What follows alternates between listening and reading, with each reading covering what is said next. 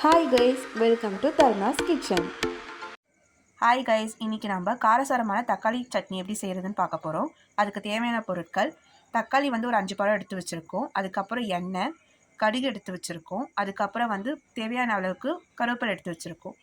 அது மட்டும் இல்லாமல் நம்மளுக்கு தனி மிளகாத்தூள் எடுத்து வச்சுருக்கோம்.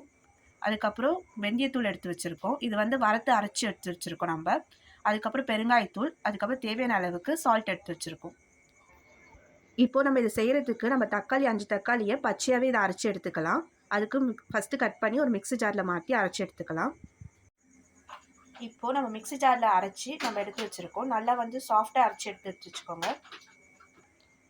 இப்போது நம்ம அடுப்பில் கடாயை வச்சுட்டு அதில் நம்ம எடுத்து வச்சுருக்க எண்ணெயை ஊற்றிக்கலாம். 1 கப் எண்ணெய் ஊற்றிக்கிறோம்.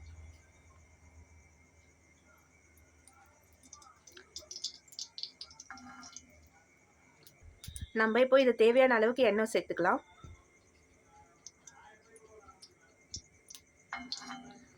எண்ணெய் நல்லா காஞ்ச பிறகு நம்ம கடுகு, கருவேப்பிலை ஆட் பண்ணிக்கலாம். இப்போ நல்லா எண்ணெய் காஞ்சிடுச்சு, கடுகு ஆட் பண்ணிக்கலாம். கடுகு பொரிஞ்ச பிறகு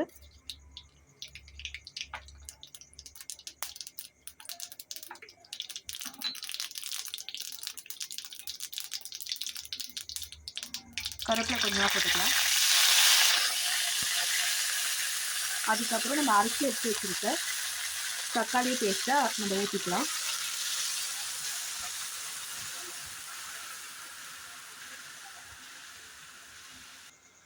அதில் கொஞ்சோண்டு நம்ம தண்ணி ஆட் பண்ணிக்கலாம். நம்ம அதை அரைச்ச இதுலேயே லைட்டாக தண்ணி ஆட் பண்ணி அதை சேர்த்துக்கலாம்.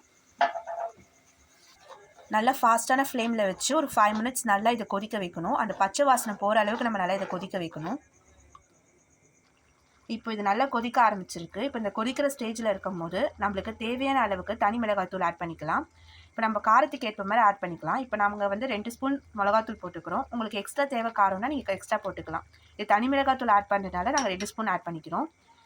நம்ம மிளகாய் எதுவுமே சேர்க்காதனால நம்ம தனி மிளகாத்தூள் ஆட் பண்ணிக்கிறோம். இப்போ நம்ம கொஞ்சம் சிம்மில் வச்சுட்டு அது நல்லா கொதிக்கட்டும். கொதிக்கும் போது தேவையான அளவுக்கு உப்பு ஆட் பண்ணிக்கலாம். நீங்கள் டேஸ்ட் பார்த்துட்டு அதுக்கு தேவையான அளவுக்கு உப்பு ஆட் பண்ணிவிட்டு நல்லா கிண்டி விட்டுக்கலாம். இப்போ நம்ம கிண்டி விட்ட பிறகு கொஞ்சம் நம்ம பெருங்காயத்தூள் ஆட் பண்ணிக்கலாம்.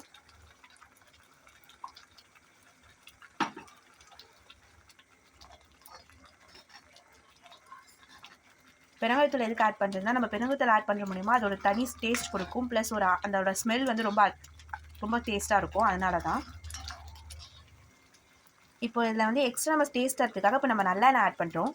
இந்த நல்லெண்ணெய் ஆட் பண்ணுறது மூலிமா நம்மளுக்கு டேஸ்ட்னஸ் இன்னும் அதிகமாக கிடைக்கும். நம்மளுக்கு நல்லெண்ணெய் தேவை இல்லைன்னா, நம்மளுக்கு சில பேருக்கு நல்லெண்ணெய் பிடிக்காது. நம்மளுக்கு நல்லெண்ணெய் தேவை இல்லைன்னா நம்ம சாதம் யூஸ் பண்ணுற எண்ணெய் கூட ஆட் பண்ணிக்கலாம். எப்பவுமே சமையலுக்கு யூஸ் பண்ணுற எண்ணெய் ஆட் பண்ணிக்கலாம். இப்போ நம்ம வறுத்து அரைச்சி எடுத்து வச்சுருக்க வெந்தயத்தூளை ஆட் பண்ணிக்கிறோம்.